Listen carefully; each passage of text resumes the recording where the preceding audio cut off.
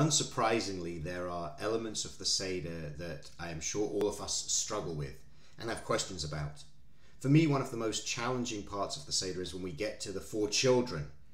We have this idea of labeling our children, the wise child, the wicked child, the simple child, and the one who doesn't know how to ask. And all of us know that this very idea of labeling is not the best way to encourage learning in our children, to encourage participation. I always wonder why the wicked child comes back year after year when he or she is labeled as wicked at the Seder. And I'm sure that many of us have that little joke around our family Seder tables of which child or which person gets given which designation with a particular wink when the wicked child is handed out. But when we think about what's actually going on with the questioning, the wicked child's question, what does this service mean to you, is actually a tremendously deep and powerful question that asks to understand the Seder from another person's perspective. In many ways, the wicked child's question that goes into the meaning that's associated with the Seder is much deeper than the wise child who simply asks to know about the laws and the testimonies and such like.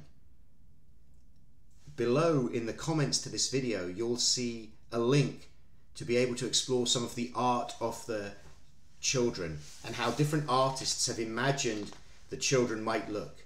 One of my favorite representations is the one that I'm showing you right now.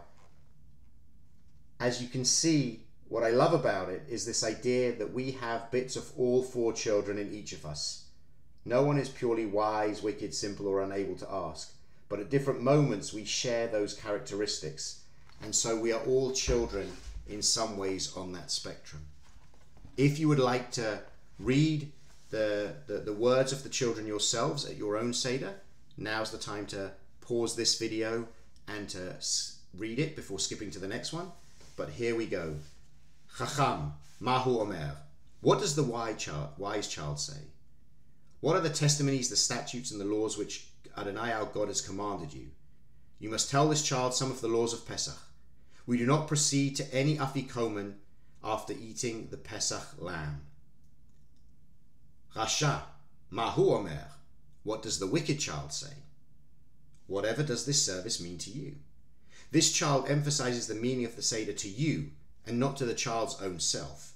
Since the child excludes himself or herself from the community and rejects the major principle of faith, you should set that child's teeth on edge and say, it is because of this that Adonai did for me that I went free from Egypt, me and not that child. Had that child been there, he or she would not have been redeemed.